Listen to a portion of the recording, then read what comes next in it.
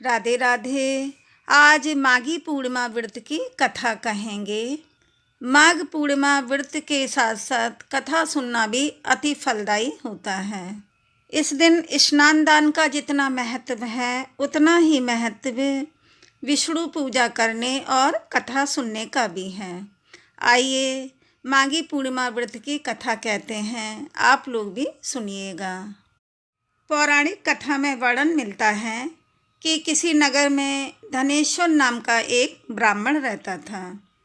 उसकी पत्नी रूपवती, पतिव्रता और सर्वगुण संपन्न थी। बस दुख था तो सिर्फ इस बात का कि उनकी कोई संतान नहीं थी।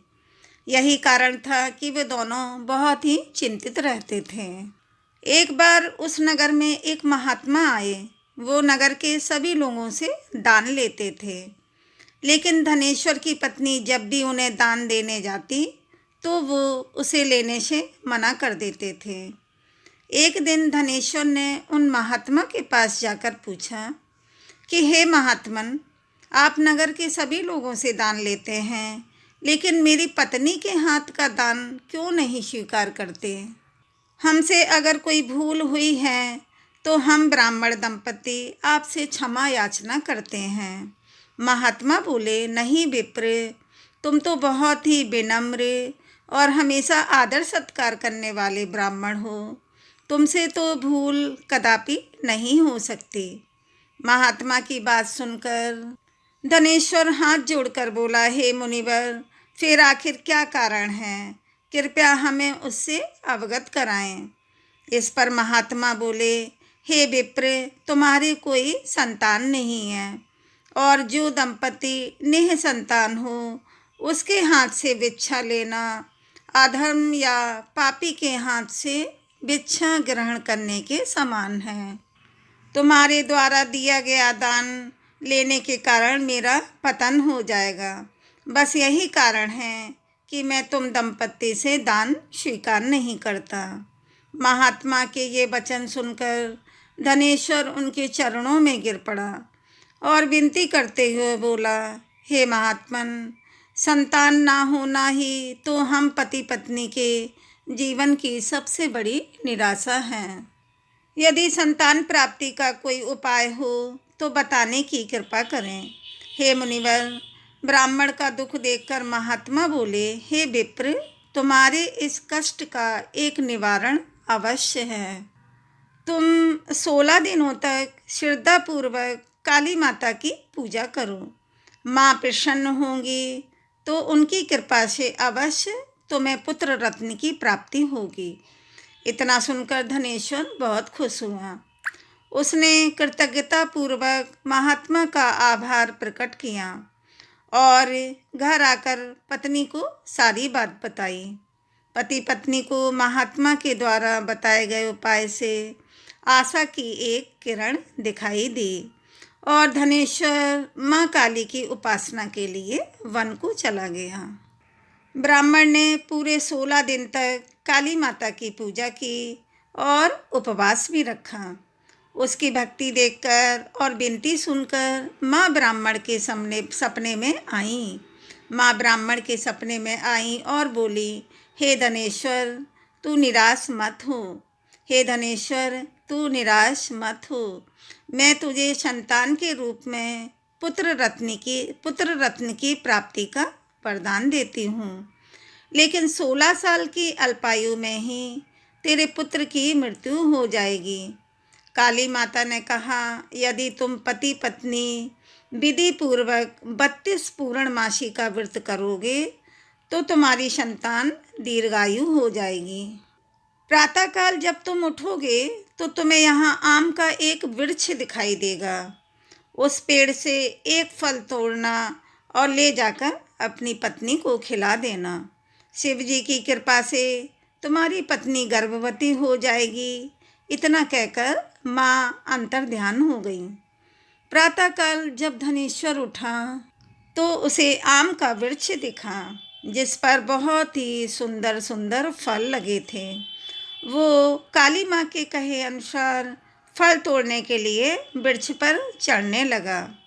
उसने कई बार प्रयास किया, लेकिन फिर भी फल तोड़ने में असफल रहा। तभी उसने विघ्नहर्ता गणेश भगवान का सुमिरन किया और गणपति बप्पा की कृपा से इस बार जो वो वृक्ष पे चढ़ा तो फल तोड़ लाया। धनेश्वर ने अपनी पत्नी को वो फल दे दिया, जिसे खाकर वो कुछ समय बाद गर्भवती हो गई। दंपति काली माँ के निर्देश के अनुसार हर पूर्णिमा पर दीप जलाते रहे। कुछ दिन बाद भगवान शिव की कृपा हुई और ब्राह्मण की पत्नी ने एक सुंदर बेटे को जन्म दिया, जिसका नाम उन्होंने देवीदास रखा। जब पुत्र 16 वर्ष को होने को हुआ तो माता पिता को चिंता होने लगी कि इस वर्ष उसकी मृत्यु निश्चित है। दंपति ने देवीदास के मामा को बुलाया और कहा कि तुम देवीदास को विद्या अध्ययन के लिए काशी ले जाओ और 1 वर्ष बाद वापस आना। दंपति पूरी आस्था के साथ पूर्णमासी का व्रत करके पुत्र के दीर्घायु होने की कामना करते रहे। इधर काशी प्रस्थान के बाद मामा भांजे एक गांव से गुजर रहे थे।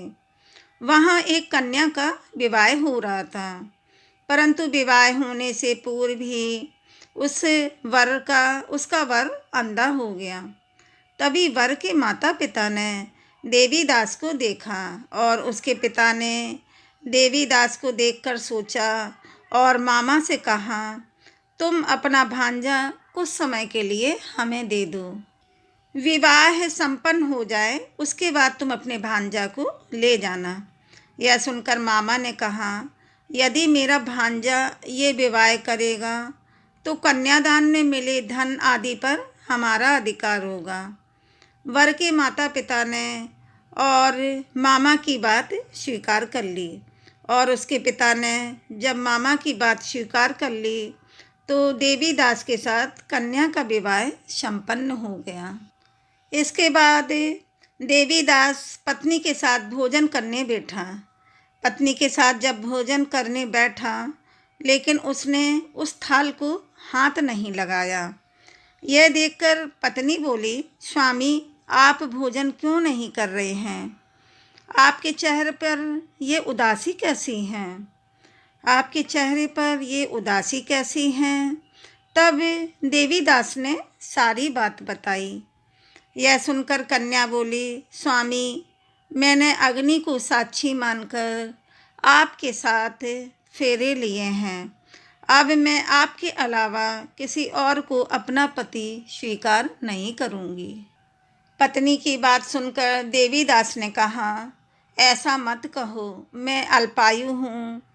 कुछ ही दिन में 16 वर्ष की आयु होते ही मेरी मृत्यु निश्चित है। लेकिन पत्नी ने कहा, जो भी उसके भाग्य में लिखा होगा वो उसे स्वीकार है।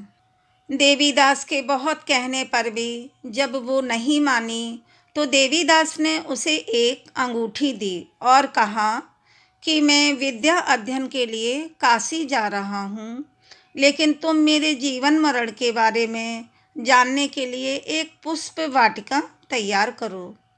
उसमें भांति भांति के पुष्प लगाओ और उन्हें जल से सींचती रहो। यदि वाटिका हरी भरी रहे, पुष्प खिले रहें, तो समझना कि मैं जीवित हूँ, और जब ये वाटिका सूख जाए तो मान लेना कि मेरी मृत्यु हो चुकी है। इतना कहकर देवीदास काशी चला गया। प्रातःकाल जब कन्या ने दूसरे वर को देखा तो बोली, ये मेरा पति नहीं है, मेरा पति काशी पढ़ने गया है।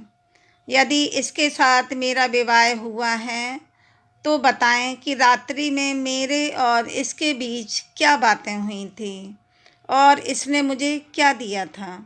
सुनकर वर बोला, मुझे कुछ नहीं पता, और पिता पुत्र लज्जित होकर चले गए।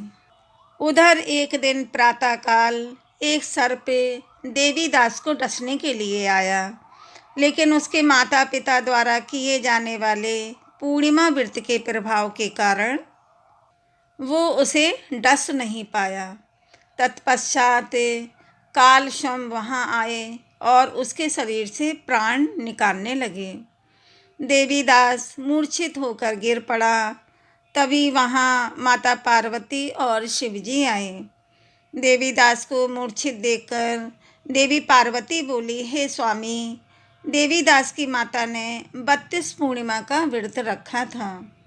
उसके फलस्वरूप कृपया आप उसे जीवन दान दे दें। माता पार्वती की बात सुनकर भगवान शिव ने देवीदास को पुनः जीवित कर दिया। इधर देवीदास की पत्नी ने जब देखा कि पुष्प वाटिका में एक भी पुष्प नहीं रहा, तो वो जान गई कि उसके पति की मृत्यु हो चुकी है और वह रोने लगी। तभी उसने देखा कि वाटिका पुनः हरी भरी हो गई है। ये देखकर वो बहुत प्रसन्न हुई और उसे पता चल गया कि देवीदास को पुनः प्राणदान मिल चुका है। जैसे ही देवीदास का 16 वर्ष का हुआ तो मामा भांजा काशी से वापस चल पड़े। रास्ते में जब वो कन्या के घर गए तो उसने देवीदास को पहचान लिया और वह अत्यंत प्रसन्न हुई। धनेश्वर और उसकी पत्नी भी पुनः पुत्र को जीवित पाकर हर्ष से भर गए और खुशी हुए। जो स्त्रियां पूर्णिमा का व्रत श्रद्धापूर्वक करती हैं, कथा सुनती हैं, उन्हें संतान का सुख मिलता है, संकट से मुक्ति मिलती है और समस्त मनोकामनाएं पूर्ण होती हैं और भोले बाबा माता पार्वती मैया की कृपा सदैव उन पर बनी रहती है। बोलो भगवान शंकर की और माता पार्वती मैया की जय। आप लोगों के ऊपर भोले बाबा और माँ पार्वती मैया की कृपा सदैव बनी रहे। वीडियो को लाइक शेयर सब्सक्राइब करें।